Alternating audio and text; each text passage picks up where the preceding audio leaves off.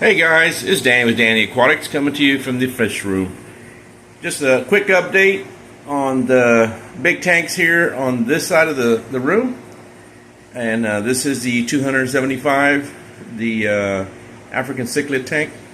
And these guys are all doing good. Mostly haps and just peacocks. And no Buna. Those little guys can be little terrors.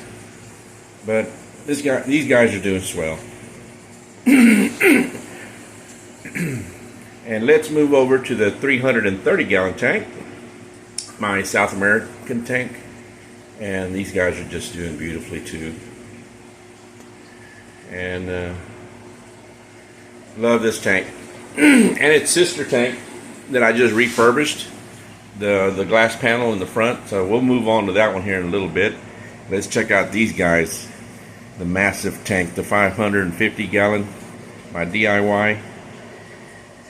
This tank is really held up really beautifully, and it's come a long ways. It really came out really well. But all these guys are doing just great as well. So it's a big tank, so you can see a little bit. Just it's 8 feet inside, and I really can't remember the height anymore. I know the water's like 39 inches deep and 3 foot front to back, something like that. I'd have to get a tape measure up and measure it again, but it's been a while. But it's big enough. Alright, let's go check these other little rascals out real quick. Let's take a glance at Big Blue there. It is the biggest electric blue car that I've ever seen. This guy is huge. He's at least 6 inches, and he's got about a 2-inch girth. He is, I don't want to say fat, he's big, but he's doing well. He's doing really well. Alrighty guys, let's move on to the little smaller tank, my 20 gallon tank, mostly tetras, and a few black skirts and a few swordtails. So those are doing good. This tank is always nice and crisp. And here's more of the still surviving albino convicts and their older brothers and sisters, and the grandparents and the parents. So these are all doing good. This tank down here is empty right now. I was homing the Geophagus spini, and I believe the true parrot was in there for a while, just during the work that was going on the big tank. So let's move on over here, and here's the. Let me get a better angle from this side. The 55 gallon, and these guys are really antsy. They're getting really hungry. So I'm fixing to feed them. It's already after lunchtime.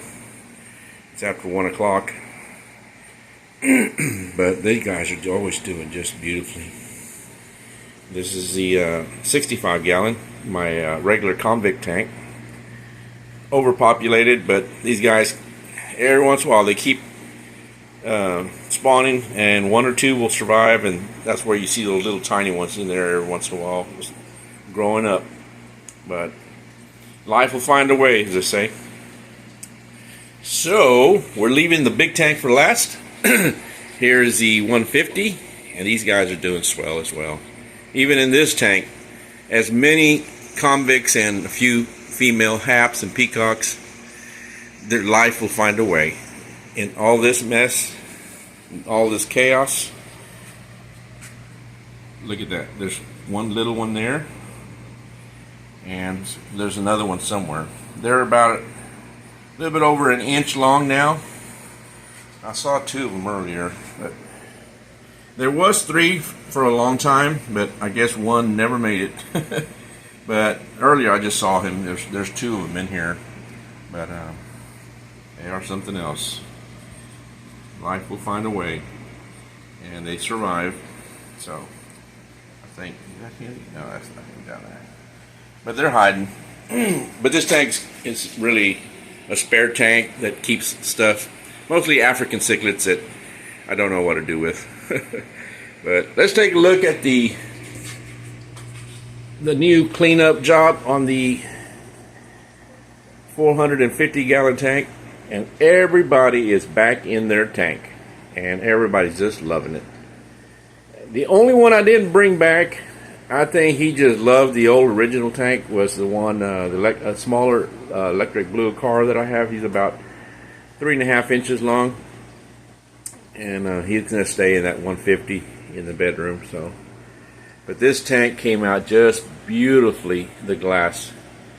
Let me get up a little closer where all these scratches were at a while back, and there's no scratch on these glass that can be seen. So, and there's a couple of little like chips, and those I could not get those out because they're so deep.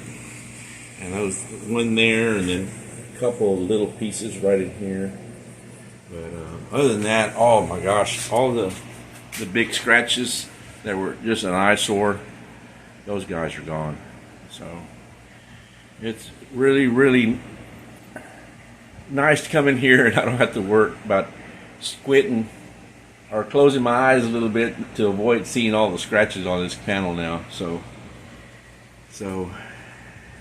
I think it came out really swell. It was time consuming to grind out and buff down, but it was well worth it, especially an enormous tank like this, because these tanks are so expensive. A 450 gallon tank.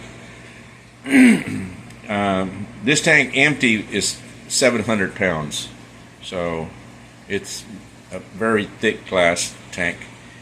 The guy that I bought it from said that it was 1 inch glass, but I think it's only 3/4 inch glass. But it's still very, very heavy, because the bottom is double paned. Because when I was doing the bottom to seal the holes that it had at the bottom, it's double glassed at the bottom, so it's about 1.5 inches thick at the bottom. So it's very, very heavy duty tank. Alrighty guys, well, I better not forget my little buddies back here.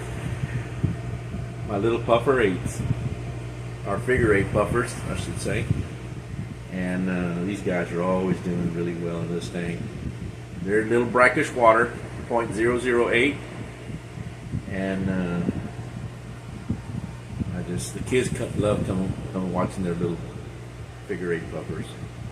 They're fascinating to watch. So. Alright guys, well, y'all have a wonderful and a blessed day. These guys are ready to eat. So y'all have a great one. Take care. Alright, bye.